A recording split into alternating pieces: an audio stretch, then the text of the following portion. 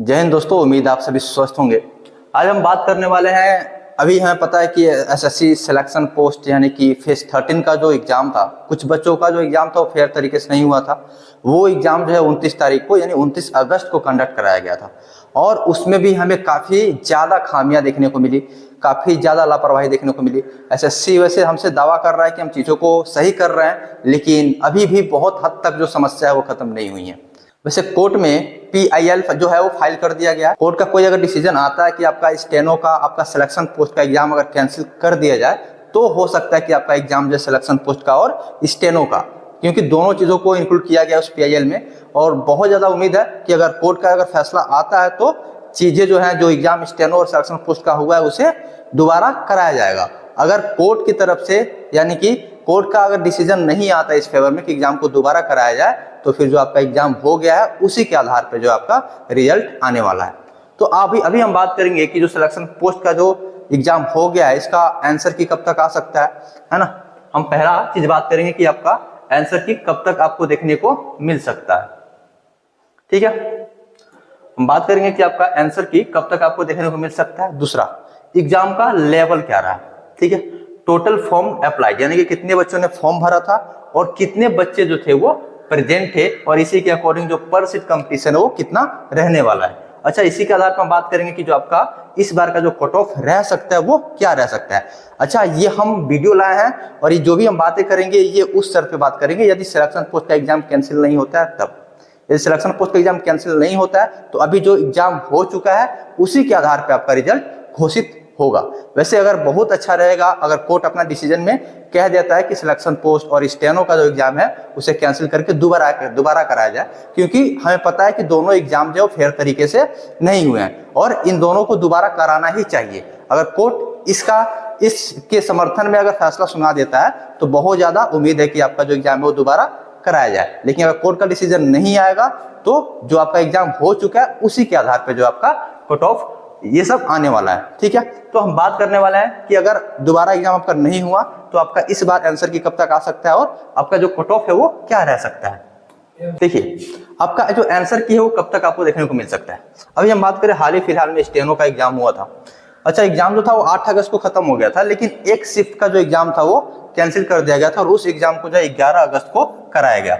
अच्छा, वैसे एसएससी का ट्रेंड रहता है कि वो एक वीक में ही आपका आंसर की जारी कर देती है, लेकिन इस बार हमें 11 दिन लग गए देखने में कि और 11 दिन बाद जो है वो एसएससी ने अपना आंसर की जारी किया। यानी कि 11 दिन बाद जो एसएससी है वो अपना आंसर की जारी की, किसकी? स्टेनो की। अच्छा, हम बात करें सिलेक्शन पोस्ट की, तो क्या सिलेक्शन पोस्ट में भी ऐसा ही देखने को मिलेगा?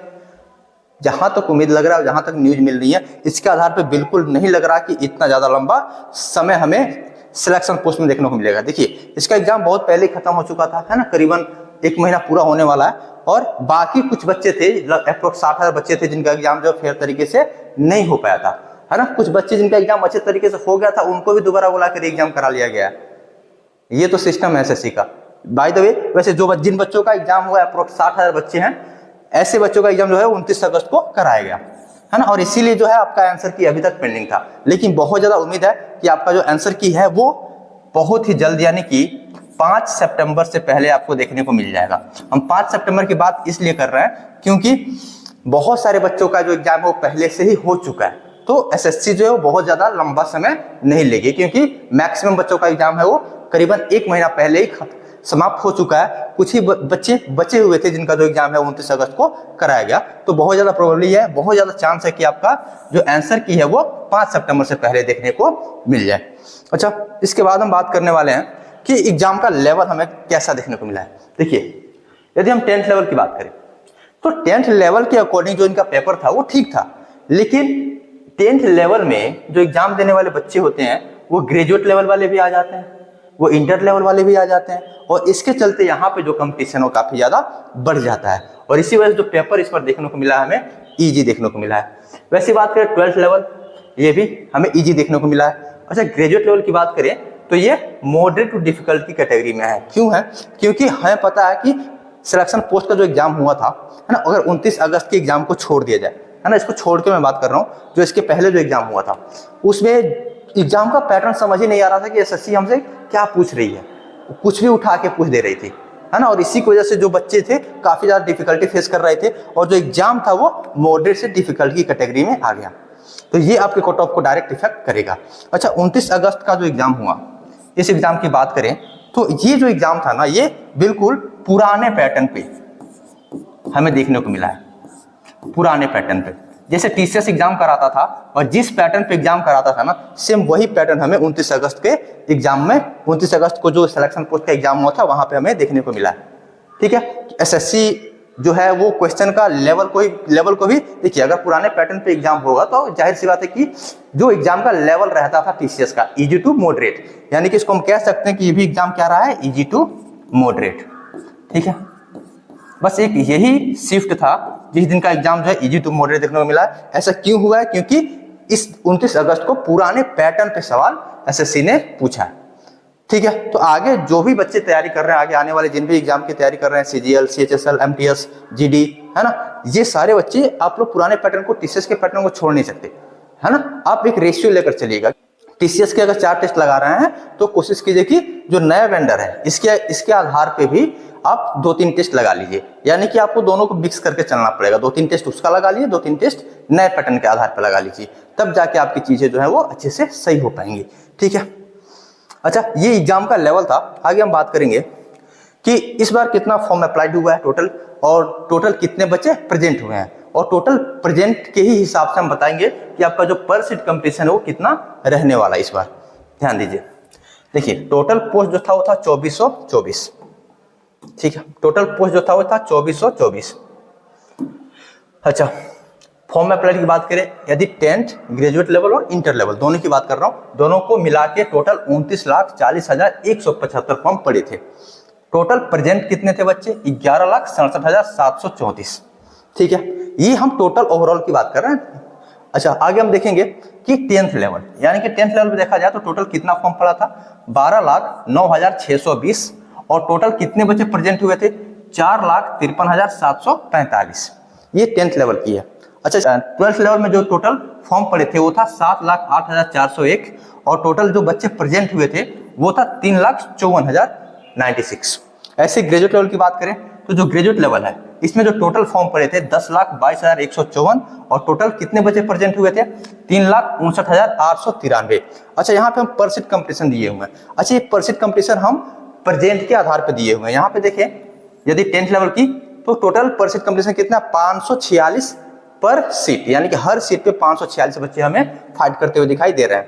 वैसे इंटर लेवल में देखें तो 621 बच्चे हर एक सीट पे फाइट करते हुए दिखाई दे रहे हैं। और ऐसे यदि हम ग्रेजुएट लेवल में बात करें तो 352 बच्चे जो है वो हर सीट पे फाइट करते हुए दिखाई दे रहे हैं। तो ये ओवरऑल डाटा था जिसमें हमने ये बात किया कि टोटल कितना फॉर्म पड़ा था, किस किस लेवल से कितना फॉर्म पड़ा था, और किस कैटेगरी से कितने बच्चे जो है वो एग्जाम देने आए थे, और इसी के आधार पर जो पर सीट कंपटीशन है वो कितना रहने वाला है। देखिए, दोनों चीजों के बारे में हमने बात कर लिया, एग्जाम लेवल क्या कैसा रहा था और पर सीट कंपटीशन।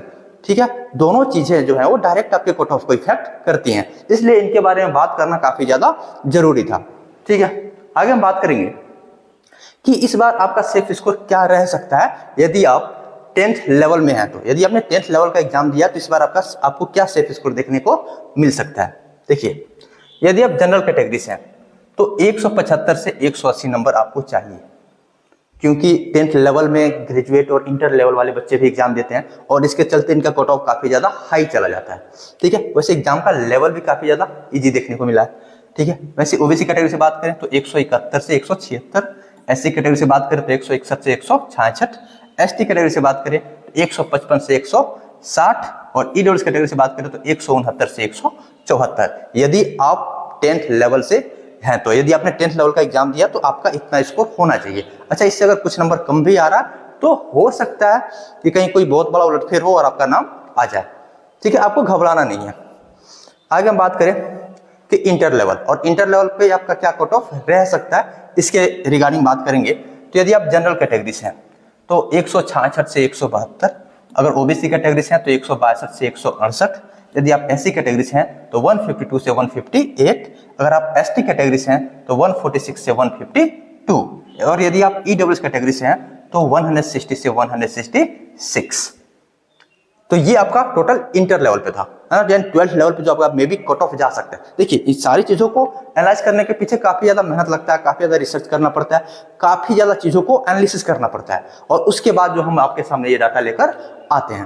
वैसे बहुत ज्यादा चांस है कि जो कट ऑफ रहेगी वो यही रह सकती है इस बार के एग्जाम के लेवल के अकॉर्डिंग, ठीक है। और जो परसेंट कंपटीशन रहा इसके अकॉर्डिंग हम बात करें तो अच्छा, ग्रेजुएट लेवल यदि आप जनरल कैटेगरी से हैं तो 135 से 140 ये कट ऑफ आपको देखने को मिल सकती है। सेम ऐसे यदि आप ओबीसी कैटेगरी से हैं तो 132 टू 137, यदि आप एससी कैटेगरी से हैं तो 122 से 127, और यदि आप एसटी कैटेगरी से हैं तो 119 से 124, और यदि आप ईडब्ल्यूएस कैटेगरी से हैं तो 130 से 135।